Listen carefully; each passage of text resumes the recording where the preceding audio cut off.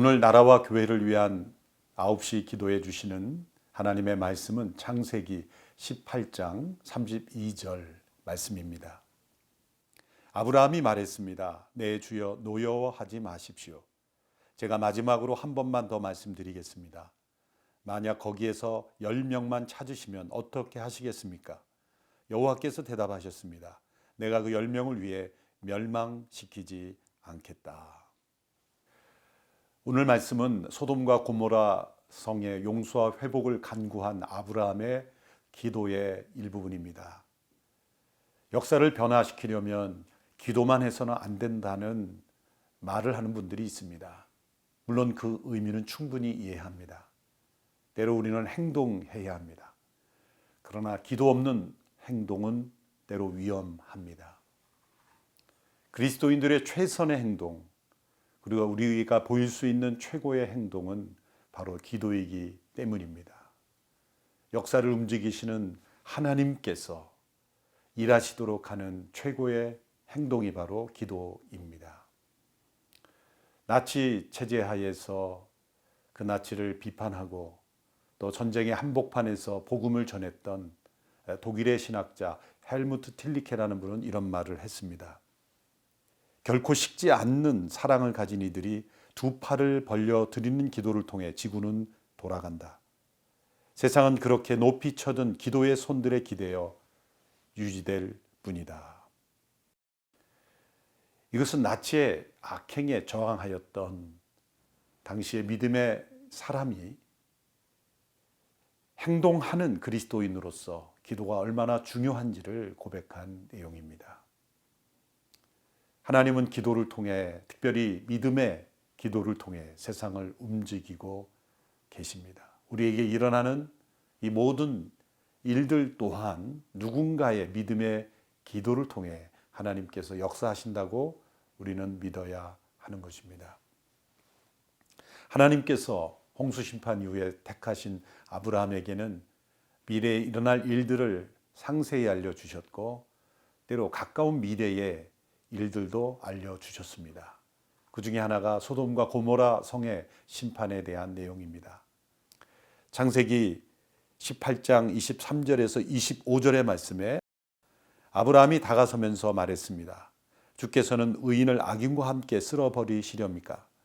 만약 그 성에 의인 50명이 있다면 어떻게 하시겠습니까? 그 성에 의인 50명이 있는데도 그것을 용서하지 않고 정말 쓸어버리시겠습니까? 의인을 악인과 같이 죽이고 의인을 악인처럼 대하시는 것은 주께는 있을 수 없는 일입니다. 온 세상을 심판하시는 분인 주께서 공정하게 판단하셔야 하지 않겠습니까? 아브라함인 이 기도는 하나님의 공의로우심에 의문을 제기하며 이 땅을 심판하실 수 없는 이유를 제시하고 있습니다. 놀랍게도 이 아브라함의 기도는 하나님의 계획에 반기를 드는 것 같지만 하나님의 마음을 움직이는 기도였습니다. 그 원리는 무엇입니까? 4가지 원리로 요약할 수 있습니다. 첫째로 하나님께서 받으신 이 아브라함의 기도의 원리는 의인은 죄가 없기에 멸망당할 수 없다는 것입니다. 그러나 안타깝게도 세상의 의인은 한 명도 없습니다. 두 번째 원리는 의인은 악인과 함께 멸망되어서는 안 된다는 것입니다. 그것은 의인은 멸망받을 수 없는 이기 때문입니다. 의인은 악인과 함께 멸망당할 수 없다는 것. 세 번째는 악인은 마땅히 멸망당해야 하지만 그렇게 되지 않을 수도 있다는 것입니다. 네 번째는 그렇게 되지 않을 수 있는 원리입니다. 의인으로 인해서 악인도 구원받을 수 있다는 것입니다. 하나님께서 아브라함의 간구에 조금도 노하지 않고 연락하신 이유가 바로 여기에 있습니다. 하나님은 의인으로 인해서 악인을 구원하시는 구원의 원리를 이 땅에 베풀기를 원하셨다는 것입니다. 로마서 5장 18절의 말씀에 그러므로 한 사람의 범죄로 인해 모든 사람이 정죄에 이른 것처럼 한 분의 의로우신 행동으로 인해 모든 사람이 의롭다는 인정을 받아 생명에 이르렀습니다. 아담 한 사람으로 모든 사람이 죄인이 된 것처럼 의인이신 예수 그리스도 마지막 아담이신 예수님 한 분으로 인해서 온 세상이 구원받을 수 있는 구원의 길을 하나님께서 허락하셨다는 것입니다. 이 땅에는 의인이 없습니다만 의인이신 분이 세상에 오셨습니다. 그분은 우리의 구원의 길이요, 그분으로 인하여 이 땅은 구원받을 수 있습니다. 우리가 하나님께 어떠한 기도를 드리든 오직 예수 그리스도의 이름을 의지하여 기도하는 것은 의인이신 그분으로 인하여 악으로 가득한 이 세상이 구원받을 수 있다는 하나님의 구원의 진리이기 때문입니다. 오늘 이 나라와 교회의 회복을 위한 기도도 의인이신 예수 그리스도 그분을 의지하여 간구할 때 하나님은 이 땅에 회복을 주시고 놀라운 치유의 역사를 베풀어 주실 줄로 믿습니다. 오늘 우리가 함께 기도할 때 오직 한 분 의인이신 예수 그리스도 그분의 보혈을 의지하고 또 그분의 거룩함을 의지하여 이 나라 교회에 의로움과 거룩함을 더해달라고 함께 간구하게 되기를 바랍니다. 공의로우신 하나님 아버지, 이 땅의 아픔과 고통 속에서 하나님의 공의로우심을 느낍니다. 이 땅에서 일어나는 모든 일들이 우연이라고 말하기에는 너무나 엄청난 일들입니다. 하나님께서 역사를 공의로 주관하고 계심을 믿습니다. 역사를 섭리하시는 하나님의 섬세한 손길로 이 땅을 고치시고 새롭게 하고 계심을 믿습니다. 하나님께서는 언제나 우리가 원치 않는 고난으로 우리를 새롭게 하십니다.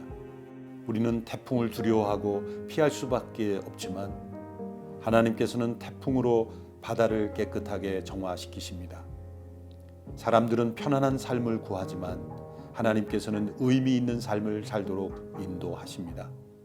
사람들은 물질적인 번영을 최고의 가치로 여기지만 하나님께서는 하나님을 아는 지식을 최고로 여기십니다. 공의로우신 하나님 아버지, 이 땅에서 일어나는 흉악한 죄악들을 용서하소서. 하나님의 창조 질서를 역행하여 생명을 죽이는 낙태와 하나님께서 정하신 남자와 여자의 질서를 무너뜨리는 동성애와 하나님께서 주신 자연을 파괴하는 일들을 회개합니다. 이 땅에서 일어나는 은밀한 죄악들을 용서하소서. 많은 재물을 소유했음에도 더 많이 가지려는 탐심으로 거짓과 부정을 은밀하게 자행하는 죄들을 드러내시며 고쳐 주옵소서.